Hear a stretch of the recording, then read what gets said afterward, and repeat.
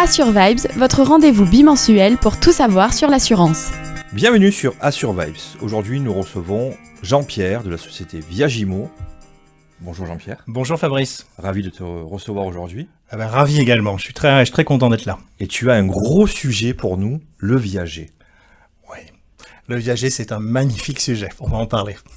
Très bien, alors justement, explique-nous déjà Viagimo. Depuis combien de temps tu as créé cette société déjà? Explique-nous un peu qui tu es. Alors, je m'appelle Jean-Pierre Arnaud, je travaille avec Lucille qui est ma femme. Nous sommes tous les deux juristes et nous sommes tous les deux experts viagers à Marseille. Nous sommes experts viagers pour Viagimo. Viagimo, c'est le leader en fait national du viager en France. Quand je dis leader, nous sommes 30 experts viagers en France. Sur toute la côte méditerranéenne, nous sommes à Marseille, nous sommes à Cannes, nous sommes à Toulon et nous sommes à Sainte-Maxime. Et ensuite, on remonte un peu plus haut, en commençant par Valence, etc., etc. Quoi vous dire? Qu'est-ce que c'est un expert viager? Ça t'intéresse? Justement, ça m'intéresse parce que j'entends viager, déjà c'est un peu obscur et flou pour les gens.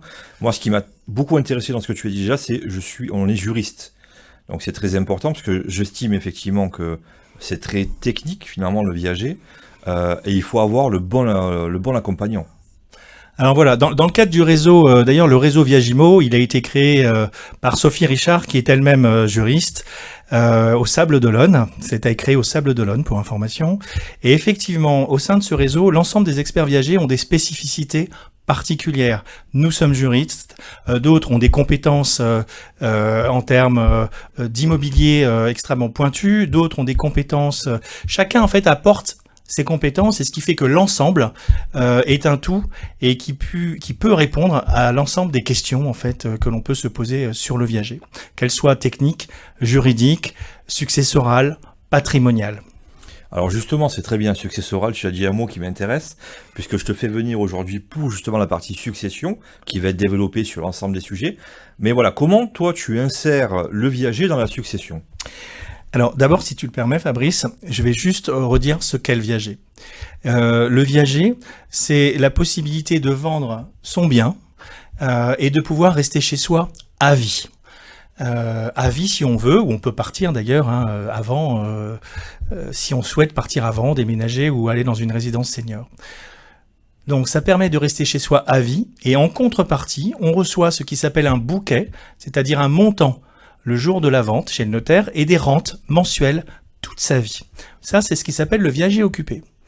Il y a également le viager libre, où on peut vendre un bien dans lequel que l'on n'occupe pas, et peut-être tu me poseras la question tout à l'heure, c'est une vraie alternative lorsqu'on ne veut plus louer un appartement, lorsqu'on ne veut plus être imposé à 100% sur un loyer, lorsqu'on ne veut plus avoir de contraintes locatives, lorsqu'on ne veut plus avoir en fait de dégradation de son bien. D'accord. À partir de quel âge on peut faire un viager finalement ? Alors, il n'y a pas d'âge, mais il y a de bon sens. Pourquoi ? Parce que lorsque l'on fait un viager, le principe du viager, c'est une personne qui finalement est retraitée et a besoin d'un complément de salaire, par exemple, d'un complément de revenu, d'un complément de revenu. C'est quelqu'un qui a besoin peut-être de refaire des travaux, c'est peut-être quelqu'un qui a envie de voyager, c'est peut-être quelqu'un qui a envie en fait d'organiser sa succession de son vivant et de pouvoir effectivement donner, faire une donation à ses enfants, par exemple de tout ou partie du bouquet qu'elle a reçu à la vente en viager. Et donc, ça permet de monétiser en fait son bien et en plus de pouvoir faire une donation à ses enfants quand ils sont jeunes et non pas lorsqu'ils ont 60 ans et que vous, effectivement, vous partez lorsque vous avez 90 ans. Donc ça, c'est très bien. Tu es en train de nous dire que finalement, le viager, contrairement à ce que la plupart des gens pensent, je n'ai pas d'héritier, je n'ai pas de famille et je mets un viager, finalement, je peux faire un viager même en ayant des enfants. Absolument. En fait, on peut faire un viager lorsqu'on n'a pas d'enfants, mais bien sûr, on peut également faire un viager lorsque l'on a des enfants. En général, bien sûr, il faut que ce soit un projet familial, c'est-à-dire qu'il faut que les enfants soient d'accord. Il ne faut pas que ça puisse créer un conflit. Par contre, ça va anticiper et régler souvent un conflit familial, puisque si vous faites un viager et que vous vendez, que vous récupérez un bouquet, donc un montant, Oui. et que vous en donnez, par exemple, tout ou partie à votre enfant ou à vos enfants, bah finalement, vous anticipez le fait que, hélas, à votre décès, bah, les enfants se disputent. Eh oui. Pour pouvoir partager un bien, etc. Donc ça permet vraiment d'assurer une vraie paix familiale, une vraie sérénité dans une succession. Et encore une fois, je reviens là-dessus, de pouvoir pour un enfant bénéficier d'argent lorsqu'il en a besoin, c'est-à-dire entre 25 et 35 ans, lorsqu'il veut commencer à avoir son premier appartement, par exemple. Oui. Oui, parce qu'avec le vieillissement de la population, finalement, si on attend le moment fatidique, peut-être qu'on est déjà à la retraite quand nos parents sont plus là. Exactement. Ok, d'accord. Donc ça, c'est déjà, franchement, c'est super important, c'est très bien. Après, Fabrice, pour rester là-dessus, on n'a que des expériences extrêmement positives lorsqu'il y a des familles. D'ailleurs, la plupart du temps, ce sont les enfants ou les petits-enfants qui viennent nous voir en disant, voilà, notre grand-mère ou notre mère, on voudrait vraiment qu'elle puisse avoir un viager parce qu'on voudrait qu'elle vive sans compter, comme elle veut. Donc c'est souvent une démarche familiale, c'est pas une démarche cachée. C'est important. Hein. Alors c'est très important parce que la semaine dernière, donc, on a évoqué la dépendance, et finalement tu es en train de nous dire aussi que grâce à la rente mensuelle, nos parents ou nos grands-parents peuvent finalement avoir les moyens d'être soit maintenus à domicile, et donc là ça serait donc, si je comprends bien, un viager occupé. Oui, absolument. Exactement. Et ensuite, donc, un viager libre, c'est, admettons, la personne part, alors soit en EHPAD ou soit dans un centre médicalisé, et dans ce cas-là, elle a les moyens d'être hospitalisée ou médicalisée, et en même temps, la personne qui fait ce viager, finalement, peut y habiter. Exactement. C'est tout à fait ça. C'est-à-dire que, d'ailleurs, je vais vous dire, hein, je pense que c'est 100% des gens avec nous qui ont vendu leurs biens en viager libre ou occupé qui sont heureux. Parce qu'en fait, ils sont sereins. C'est derrière eux. Ça leur apporte énormément de sérénité. Bien sûr, tu parles du viager occupé. Ils restent chez eux. Ils ont un revenu complémentaire. Ils font ce qu'ils veulent avec. Et ou alors, je prends le cas d'un couple que l'on connaît très bien, qui a vendu sa maison et qui aujourd'hui est en résidence senior. Et en fait, ils m'ont envoyé un SMS il n'y a pas plus tard qu'un mois en me disant la vie en viager, c'est le top. Pourquoi ? Parce qu'ils ont vendu grâce à la rente. Ils ont vendu en viager libre, donc ils ont quitté, ils sont allés dans une résidence senior et grâce à la rente, ils peuvent accéder à cette résidence senior, sinon ils n'avaient pas assez de moyens. Et aujourd'hui, pour eux, en fait, ils ont retrouvé une vie sociale. Ils ont retrouvé, ils font des voyages en groupe, ils ont des conférences dans cet établissement. Il y avait un escalier parce que souvent on part de chez soi lorsque ça devient compliqué d'habiter. Donc il y avait un étage, donc la personne tous les jours avait l'angoisse de tomber. Donc en fait aujourd'hui, elle a retrouvé vraiment un élan de vie et ce couple vraiment revit. Ils nous ont invités à boire un verre il y a pas longtemps et c'était magnifique. Alors ça c'est très important aussi parce qu'on est là effectivement pour conseiller et lorsqu'on voit le sourire sur le visage des gens, on est content parce qu'on a dit on a œuvré dans le bon sens, on leur a fait connaître des solutions qu'ils ne connaissaient pas finalement et on les a accompagnés dans le bon sens, c'est très bien puisque là finalement entre guillemets la boucle est bouclée. Donc ça c'est vraiment très important. Est-ce qu'il y a une différence sur le montant des bouquets entre un viager libre et un viager occupé ? Ah oui, oui, pour une raison simple, c'est que dans le viager occupé, l'acquéreur va faire l'acquisition d'un bien dont il va prendre possession plus tard. Oui. Dans le viager libre, il va faire l'acquisition d'un bien qu'il va pouvoir occuper immédiatement. Il est libre. Ce qui veut dire que dans le viager occupé, il y a une décote, on va dire, du bien, puisqu'on va prendre en compte ce qui s'appelle la valeur occupée et non pas la valeur vénale. La valeur vénale étant la valeur de votre bien, si vous quittez le bien, la valeur occupée, c'est la valeur du bien avec vous dedans. Ça, c'est le viager occupé. Et le viager libre, par contre, on prend la valeur vénale et sur cette valeur vénale, on va appliquer un bouquet et une rente, ce qui va permettre aux vendeurs de s'assurer sereinement d'avoir des revenus tous les mois. D'accord. Et qui calcule finalement ces bouquets, ces rentes ? Est-ce qu'il y a il y a des tableaux ? Est-ce que c'est fait par, je sais pas moi, par un métier X ou Y ? Explique-nous comment ça fonctionne. Alors heureusement qu'il n'y a aucun hasard. Heureusement qu'il n'y a pas de subjectivité dans la calcul d'un viager. Lorsque l'on fait les choses dans les règles, j'insiste. Comment ça se passe ? On peut partir de la valeur vénale d'un bien. Oui. Et ensuite, pour calculer la valeur occupée, on va utiliser ce qui s'appelle le barème d'Aubry. Le barème d'Aubry, aujourd'hui, c'est un barème qui est la référence en fait des experts viagers pour calculer justement les décotes, les bouquets en fonction de quoi? En fonction du fait que vous soyez un homme ou une femme, un couple, en fonction de votre année de naissance, en fonction de votre espérance de vie. Ce barème, il a été mis à jour en 2023, donc il est parfaitement à jour. Et c'est ce barème-là qui est aujourd'hui la référence pour calculer. Alors c'est très simple et très compliqué au sens où c'est beaucoup de pourcentages. Par contre, c'est très précis. Vous avez tel âge, vous êtes en couple, vous avez telle espérance de vie. Ça va calculer un barème à partir duquel on va pouvoir estimer la valeur de votre bien. Est-ce que le secteur géographique influe sur ce barème ou pas? Absolument pas. En fait, le secteur géographique, il va influer sur la valeur vénale. Oui. C'est-à-dire que si vous vendez un bien à Cassis, vue sur mer, ou à Marseille, dans un quartier familial, ça sera cette valeur vénale-là qui sera prise en compte. D'accord. Pour le reste, le barème, il est parfaitement objectif. C'est en ça où il y a une protection absolue, si vous voulez, dans le calcul du viager. Et c'est en ça où le premier conseil que je donne, c'est de faire appel à un spécialiste du viager, quelqu'un qui fait du viager tous les jours, pas qui en fait une fois de temps en temps, parce que le viager, c'est avant tout un contrat qui doit être équilibré entre un vendeur et un acquéreur, mais c'est un contrat qui doit protéger également le vendeur, et pour ça, il faut des clauses contractuelles.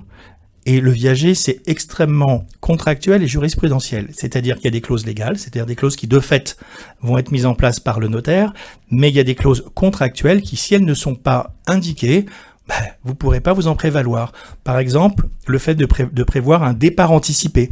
Ça veut dire que vous êtes en viager occupé, vous allez avoir une rente à vie, mais si on ne prévoit pas le fait que vous pouvez quitter votre domicile, par exemple pour aller en maison de retraite, et continuer de toucher une rente qui va être revalorisée, par exemple de 25%, si c'est pas indiqué, vous pourrez pas. Donc c'est très important ce que tu dis, il faut faire appel à un spécialiste comme toi, justement. Voilà, tous les experts de Viagimo sont formés, mis à jour, une direction juridique. C'est extrêmement précis, technique, et en même temps très bienveillant. Ok, donc effectivement la bienveillance c'est très important. La technicité, parce qu'effectivement on ne peut pas tout connaître malheureusement. Non. Et c'est très important ce que tu dis, c'est qu'il y a des clauses à mettre qui ne sont pas forcément peut-être connues sur la protection justement, voilà, le départ anticipé. Tiens, on va évoquer un sujet qui me vient là comme ça. Si, admettons, la personne qui a fait un bouquet avec moi ou avec mes parents ne paye plus sa rente, qu'est-ce qui se passe ? Alors, voilà, typique. Bravo Fabrice. Typique, on va mettre en place systématiquement pour protéger le vendeur, on va mettre en place ce qui s'appelle une clause résolutoire. D'accord. Cette clause, c'est une clause qui va... Alors, exemple, je prends ton exemple. Donc, quelqu'un ne va plus payer les rentes à tes parents. Problème. En fait, il n'y a pas de problème parce que cette clause résolutoire, elle est prévue. Le juge va constater. Il va pas apprécier si la personne peut plus payer parce que elle a des problèmes de revenus, parce que etc. Non, il va constater que le paiement n'est pas réglé et à partir du moment où il constate, eh bien la vente sera résolue, la clause sera exécutée de plein droit et donc tes parents vont pouvoir garder leur bouquet, garder leur rente et récupérer leurs biens. Ce qui fait que vous imaginez bien que ça arrive extrêmement peu souvent que des gens ne payent pas la rente. Et surtout, qu'on prévoit également le fait que lorsque vous achetez un viager, vous puissiez, vous aussi, en tant qu'acquéreur, le revendre, votre viager. C'est tout à fait possible. Si, pour une raison ou une autre, vous faites l'acquisition d'un viager, 5 ans après, vous divorcez, eh bien, vous pouvez vendre le viager à ce moment. Vous pouvez vendre votre viager à ce moment-là. Mais reprotection pour les vendeurs, on aura prévu le fait que même si vous vendez votre viager, vous allez rester solidairement responsable du paiement de la rente. D'accord, donc très important effectivement de souligner ces points-là. Donc c'est stipulé sur les contrats faits entre les acquéreurs et les vendeurs, si je peux m'exprimer ainsi. Chez le notaire en fait, dans l'acte notarié avec le notaire. D'accord, et finalement si je fais appel à une personne qui, comme tu dis, qui fait un viager tous les 10 ans, certainement qu'il ne sera pas au fait de toutes les lois et de toutes les avancées qui sont faites de manière régulière. Et effectivement, peut-être que Enfin, il n'y aura pas toutes les données. Donc, effectivement, il faut faire appel à un spécialiste, comme Viagimo, justement, pour se dire, OK, je suis serein, je suis bien accompagné, c'est bienveillant, et finalement, je peux y aller en toute confiance. Voilà, il y a cet aspect-là, il y a le notaire. D'ailleurs, on assure aussi la gestion viagère, hein, c'est-à-dire que derrière, justement, contrairement à une vente traditionnelle, où vous vendez puis c'est terminé, le viager, c'est une vie après le viager. Oui. Donc on restera là, on est physiquement présent, hein, ici, hein, dans PACA bien sûr. Hein, nous on s'occupe de tout PACA, hein, enfin de tout PACA, oui, avec les agences, mais nous ici à Marseille, on gère Marseille, Cassis, La Ciotat, Aix-en-Provence. Ce qui veut dire qu'on sera toujours présent physiquement. Ça veut dire que derrière cette gestion viagère, elle pourrait également vous assurer toutes les problématiques et répondre à toutes vos problématiques fiscales ou de déclaration de revenus.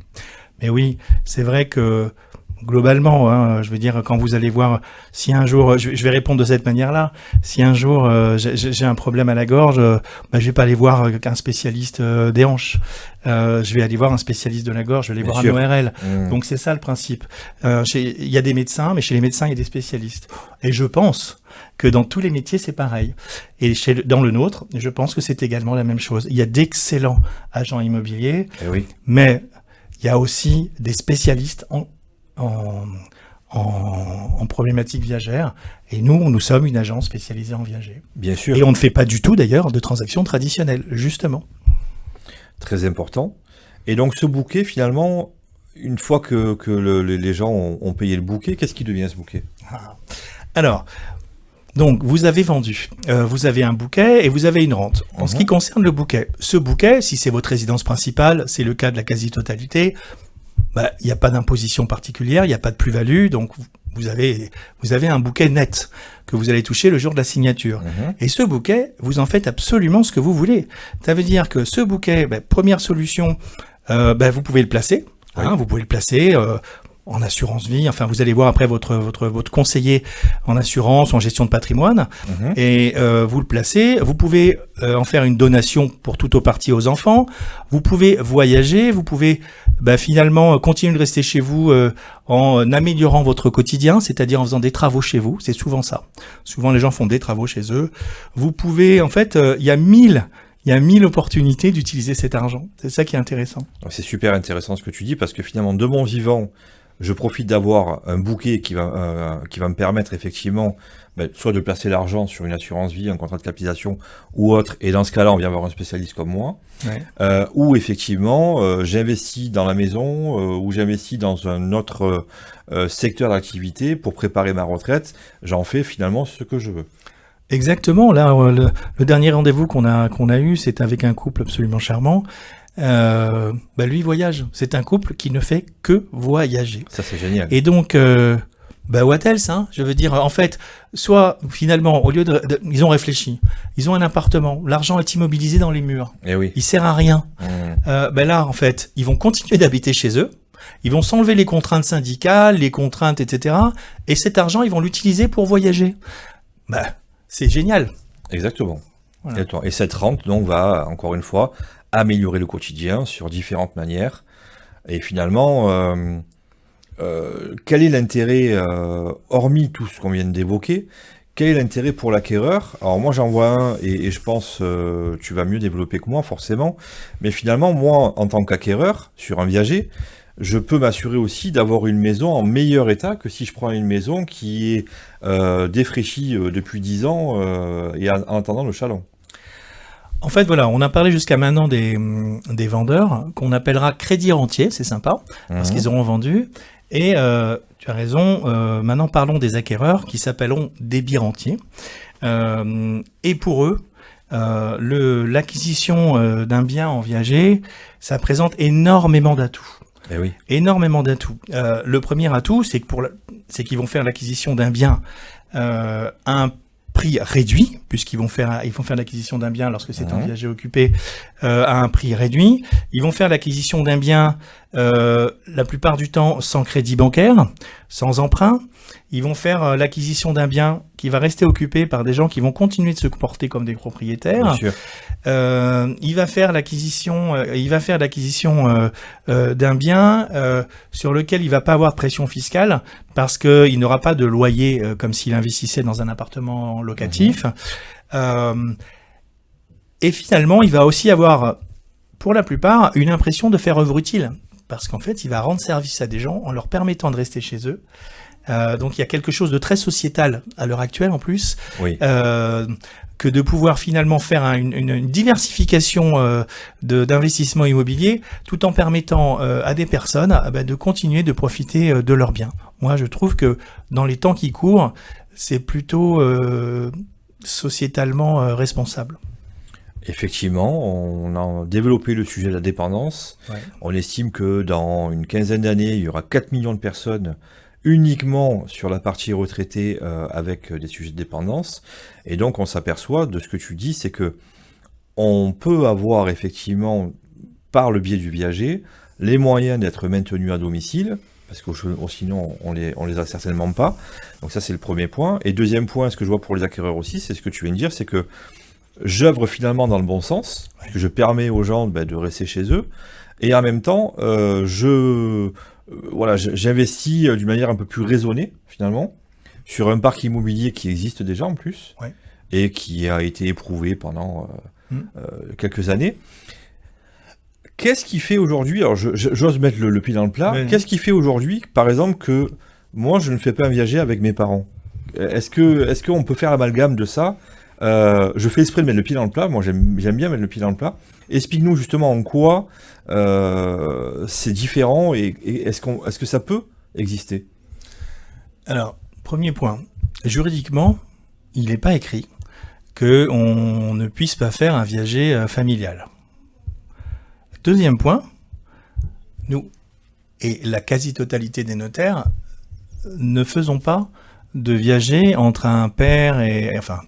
entre des parents et des enfants, ou des grands-parents et leurs petits-enfants, pour une raison simple, c'est qu'il y a une vraie problématique possible de donation déguisée, oui.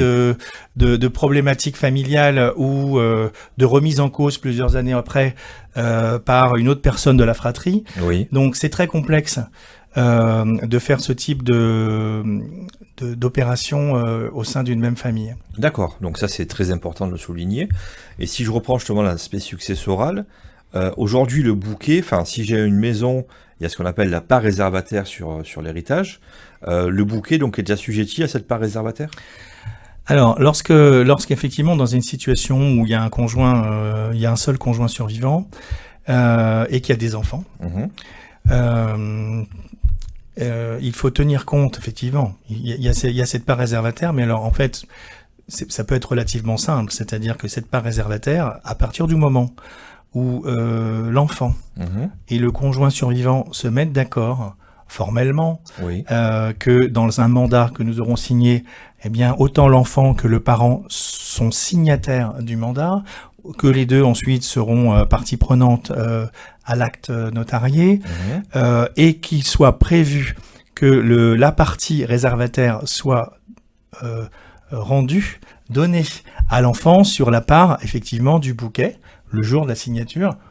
C'est tout à fait possible, et là on est tout à fait dans les clous, puisque la part réservataire, on en aura pris compte, elle sera bien donnée à l'enfant du vivant, et elle sera bien donnée le jour de la signature chez le notaire.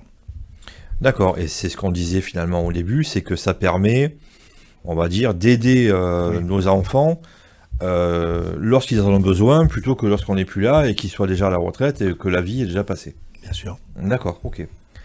Est-ce que tu vois d'autres points importants pour toi à évoquer sur ton métier finalement? Il y aurait mille. Après toutes les questions que vous pourriez avoir, et avec plaisir, sans faire de la publicité bien sûr, je serai ravi de pouvoir y répondre. Nous sommes via Gimo Marseille, on est accessible par téléphone, on est à Marseille, on est accessible par mail, avec grand plaisir de pouvoir en parler avec chacun d'entre vous et avec les spécificités particulières, parce que le viager c'est autant de situations que de personnes. Et oui. Donc là, comme ça, ce qui me vient simplement, je vais synthétiser, vraiment pour le vendeur. Pour le vendeur, c'est une occasion exceptionnelle en fait de continuer de rester chez soi et en même temps de profiter du montant qui lui sera donné. Pour un acquéreur, c'est un investissement extrêmement intéressant dans la pierre. C'est pareil pour des primo-accédants. Aujourd'hui, les jeunes, ils n'ont pas accès beaucoup de jeunes ne peuvent pas acheter parce que c'est trop cher.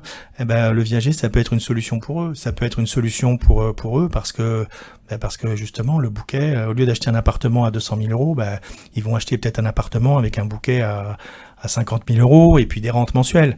Et puis pour la société, enfin je veux dire, pour la société, finalement, on s'aperçoit que ce qui est aussi intéressant, c'est que entre un appartement qui bouge pas, qui est pas vendu, qui est immobilisé, et un appartement qui est remis sur le marché avec des seniors qui vont vendre leurs biens, finalement, ça va participer de l'économie circulaire parce que cet argent, au lieu d'être immobilisé dans les murs, finalement, et le senior va le réutiliser pour profiter, voyager, faire de l'assurance vie, en donner à ses enfants, faire des travaux, payer ses crédits. Et puis l'acquéreur, lui, au lieu de laisser son argent à la banque, qui sert à rien, il va pouvoir le réinvestir dans l'immobilier et en plus en faisant œuvre utile. Très important. Alors justement, tu as parlé de société, et du coup ça a éveillé mon petit tilt sur les questions. Moi j'aime bien poser des questions. Est-ce que je peux faire un viager en société civile immobilière? Oui, c'est une très bonne question. Mais comme quoi on peut rester 2 jours. Exactement. Oui, bien sûr, ça arrive fréquemment.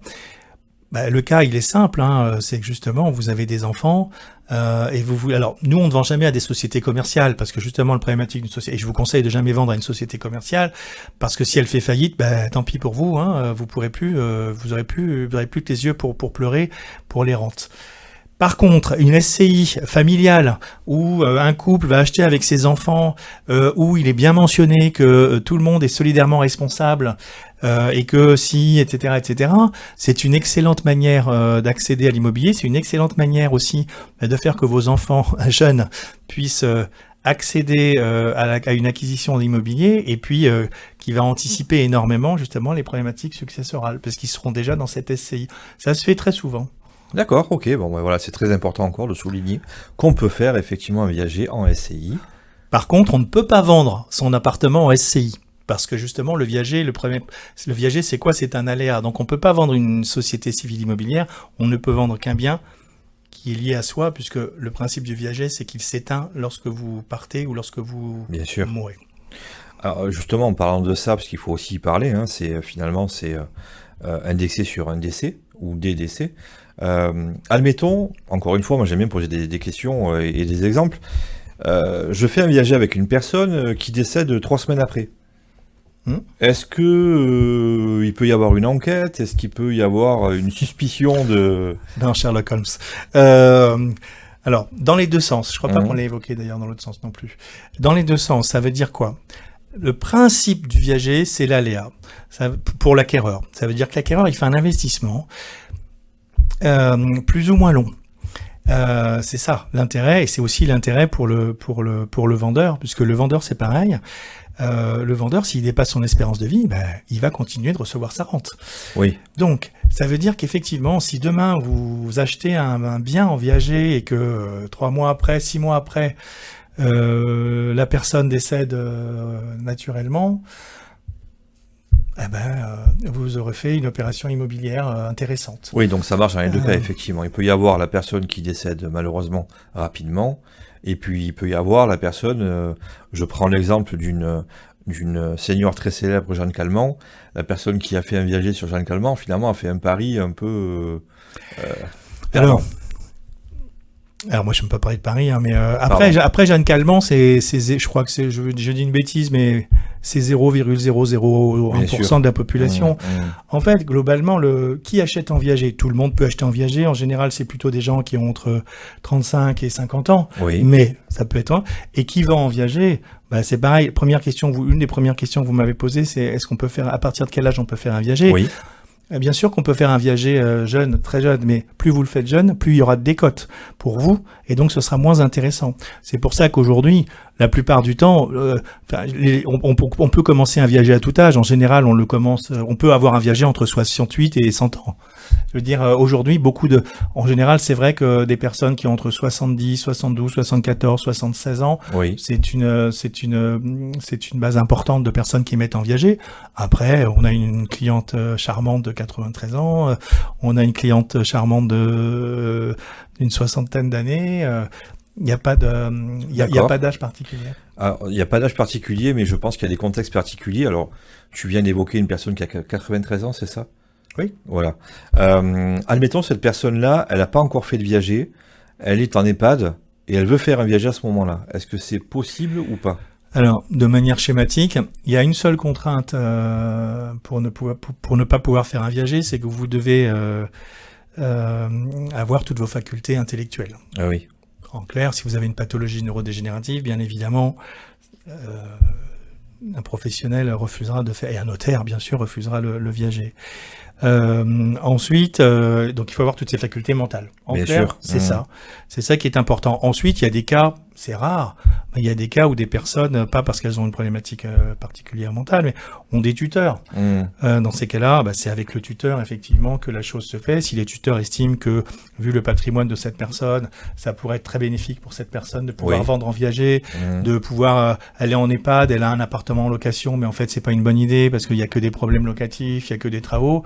Évidemment qu'il y a une super il y a une super opportunité de transformer cet appartement qui est loué en appartement en viager libre, où là, en fait, elle va vendre en viager libre, elle aura des rentes. Alors, ce qu'on n'a pas évoqué depuis tout à l'heure, c'est bien évidemment que si vous êtes vendeur et que vous vendez un bien,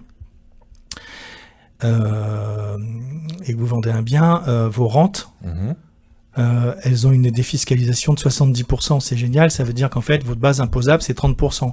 Je fais un truc très simple, si vous avez 300 € de rente, votre base d'imposition, elle est de 90 €. Alors que si vous louez un bien, votre base d'imposition, elle est 300 €. Donc en fait, souvent, j'ai beaucoup de gens qui, à un moment, lorsqu'ils ont un certain âge et qui veulent plus s'embêter avec les syndics, avec ce type de problématiques, ils arrêtent de louer, ils passent en viager libre. Ils sont plus imposés à 100% sur les loyers, ils n'ont plus simplement qu'une imposition fiscale sur une base de 30%. Ils ont plus les problématiques syndicales, c'est ce qui les embête le plus en général. Ils ont plus de tout ça, c'est terminé et ils ont une rente et un bouquet. Donc ça, c'est effectivement un point très important parce que c'est un petit peu mon cheval de bataille avec mes clients d'aller chercher de la défiscalisation, alors que ça soit du Malraux, que ça soit du Pinel ou autre.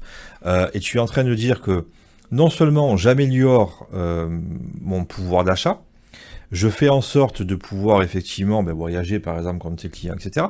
Mais en plus, je suis fiscalisé uniquement sur 30% de la rente. C'est génial. Ah mais c'est génial. En fait, dès qu'on parle de viager, à la fin, quelles que soient les premières réactions, à la fin, on a toujours gagné. Parce qu'en fait, les gens finalement ne sont que agréablement surpris, sauf lorsqu'ils connaissent déjà. Parce qu'en fait, il y a pas de négatif dans le viager. Il y a que des solutions, il y a que des solutions. C'est tout. Il n'y a pas du tout de contraintes, que ce soit d'un côté ou dans un autre. Et effectivement, c'est vrai que ça... pour un spécialiste de la gestion de patrimoine, pour un spécialiste de l'assurance, pour des experts comptables, pour ce type de profil, naturellement, c'est une solution dans leur panier pour leurs clients. Bien sûr. Parce que c'est une solution obligatoirement pertinente, en fait. Merci. C'est moi qui vous remercie, c'est moi qui te remercie vraiment de m'avoir invité. Et voilà, j'espère que le viager, c'est Viagimo et c'est quelque chose qui vous a intéressé. Voilà. Eh bien, merci beaucoup d'avoir suivi l'émission. Nous nous retrouvons bientôt pour l'aspect succession et on va développer d'autres sujets. En tout cas, encore une fois, merci Jean-Pierre. Tu nous as bien aiguillé sur le viager et je trouve ça génial. Merci beaucoup. À bientôt. Assurvibes, votre rendez-vous bimensuel pour tout savoir sur l'assurance.